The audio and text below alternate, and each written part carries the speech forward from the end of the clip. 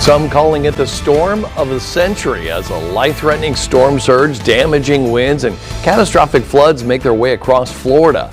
We'll keep you updated on Hurricane Milton as Hoosiers prepare to combat the aftermath. A 13-year-old could be tried as an adult for a deadly robbery in Anderson. The surveillance video that broke this case open and the reason prosecutors are pushing for accountability. Well, the committee tasked with bringing transparency to city government takes a crucial step forward. We have the very latest action officials say will uncover the truth inside the mayor's office. Fox 59 Morning News starts right now. From Central Indiana's #1 news source, this is Fox 59 Morning News at 4. All right, it is 4 o'clock and this is a live look over Orlando, Florida. The situation there, obviously about 3 million people in the state of Florida without power right now as a result of the latest hurricane to hit. Thanks a lot for tuning in. We do appreciate it. I'm Scott Jones. And I'm Lindy Thaxton. Meteorologist Jim O'Brien is in this morning. I got to be honest, it was kind of hard for me to sleep last night because I just wanted to keep monitoring what was happening. Update on what was going on. Well, it came in earlier, landfall around 8:30 last night. So, and on top of that came in as a Category 3. So that was a couple of good things that happened with the landfall a bit earlier, and of course the intensity coming down a bit. You know, and I heard them say in one of the press conferences yesterday, don't let the word downgrade fool you because it's still a strong, something strong, strong, strong hurricane, still a major hurricane. Plus they also had a lot of rain to go along with that, and tornadoes were really the thing that kind of jumped out at me. Typically in those type of setups you get, you know, EF1s, maybe an EF2, but there were some larger tornadoes yesterday. There was a lot of damage that was done kind of out ahead of Milton in the form of tornadoes. Well, here is the latest now. It is the Category 1 just moving through Cocoa Beach and will continue to make its way back out into the Atlantic, but has come way down in strength. Still dangerous with the flash flooding. Take a look back at some of the winds that we had on the western side of Florida last night. Areas like Tampa International had a 94-mile-an-hour wind gust. Sarasota topped out at 102. Venice, Florida, as you can see, topped out at 107. So there will be damage. As you mentioned earlier, 3 million without power now in Florida. And so it'll be interesting to see here at sunrise how bad the storm surge was up near Sarasota and down towards Fort Myers and even up towards the Tampa Bay area. As we take a live look here at home, much quieter weather. Another gorgeous morning out there, cloud free. We'll enjoy plenty of sunshine for today. We're in the 40s and lower 50s out the door. As you can see, areas like Greencastle checking in at 52, Spencer at 50 and 49 down in Bedford. Our day planner, another great one, really quiet. Northeast wind at 4 to 9 and a high today that tops out at right around 74 degrees. Jim, thank you. Time right now, it's 4:03. Florida residents are in the midst of dealing with Hurricane Milton and the aftermath as well, which made landfall, as we've mentioned, as a Category 3 storm. Fox 59's Anna Darling joins us now for the latest. Anna. Yeah, good morning, guys. As you can see on this map behind me, these are the power outages of Florida right now, right through that path of Milton. About 2.8 million people without power across the Sunshine State. This is all according to poweroutage.us. Now, the storm quickly downgraded to a Hurricane 2 and now is currently a Hurricane 1 as it's made its way inland and is almost out of the way completely. But it had a maximum sustained winds of about 90 miles per hour. The National Weather Service issued a rare flash flood emergency for the Tampa Bay area, including cities like St. Petersburg and Clearwater.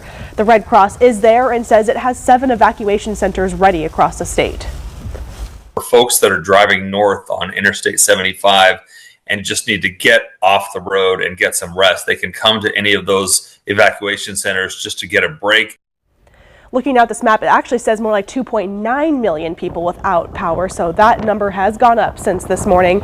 Even before Milton made landfall, there came reports of deaths from tornadoes that wreaked havoc in the bands of the storm. The St. Lucie County Sheriff's Office reported deaths have occurred. He didn't say how many at this point. This county is on the eastern side of Florida, just north of Palm Beach. Now, this video you're seeing is from Clewiston, Florida, which is just west of Palm Beach. That was a tornado that touched down, a lot of devastation there.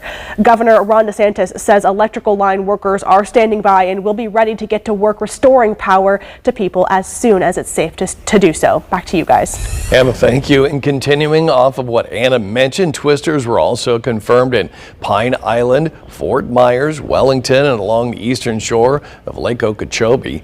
Those tornadoes were accompanied by heavy rain, hail, and strong winds. The National Weather Service has issued 53 tornado warnings. That happened yesterday, affecting more than 12 million people from Osceola County to Miami-Dade County. And to help with the efforts, Indiana's Governor Eric Holcomb has activated 400 National Guard members to Florida. Units from Terre Haute, New Albany, and Gary should already be there, actually. Plus, 90 members of Indiana Task Force 1 were redeployed to Florida Tuesday. They've been gone nearly 3 weeks already.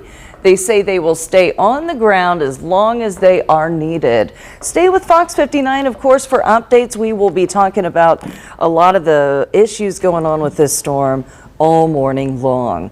Meanwhile, the latest hurricanes have sparked a lot of misinformation. So now most lawmakers on both sides are working to try to debunk multiple conspiracy theories. Some of those theories involve disaster relief money being diverted to migrants or claims about property being confiscated because of the storms. Republican Congressman Chuck Edwards, who represents the area of North Carolina, even issued an 8-point press release debunking the conspiracy theories. The White House is also asking people to get their information from trusted sources like FEMA. In fact, some rumors spread so quickly on social media, FEMA launched a fact-checking website to fight the lies. 4:06, following developing news, the committee investigating Mayor Joe Hogsett's administration's chosen the law firm that'll help with the investigation. In a 17-minute long meeting last night, the investigative committee tasked with hiring a firm to look into Mayor Hogsett's administration and its handling of sexual harassment allegations unanimously chose Chicago-based Fisher Phillips Law Firm. Committee chairwoman Krista Carlino said they chose Fisher Phillips out of 4 law firms for multiple reasons. Definitely their experience and expertise, their prior cases that they've done, as well as making sure we're being good fiscal stewards of the taxpayer dollars. And the committee hopes to have a report from Fisher Phillips by no later than February. The committee will meet again November 14th, and they hope to have the law firm present for that meeting. Just last week, the city also announced the creation of a new 24/7 anonymous reporting hotline. Meanwhile, police are searching for answers after they found a man dead inside a Northeast Side apartment. Investigators say the homicide happened early Tuesday morning. It was at an apartment complex at 71st and Binford. They also say 24-year-old Caleb Aubrey died from trauma, but they do not provide any specifics.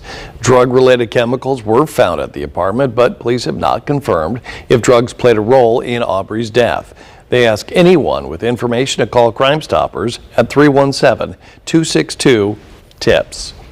Jury selection begins next week in the Delphi double murder trial. We'll tell you about the preparations in Carroll County ahead of what's expected to be a very chaotic courthouse. And have you ever wondered how scientists get data from hurricanes? Well, part of it is seeing the eye of the storm firsthand. We're going to take a look at the hurricane hunters and how they are helping officials judge the seriousness of the storms. Straight ahead. Scott, heading out right now, we're looking nice and clear and dry. Our Keller & Keller umbrella forecast again. No need for that for our Thursday. We have a lot of dry time ahead heading into the weekend, but there are a few rain chances. We'll talk more about that coming up in a few minutes. And don't forget, download our Fox 59 app by scanning the QR code there on the screen. You'll be able to sign up for breaking news alerts. You can read our top stories, monitor the storm, and watch newscasts straight from your phone.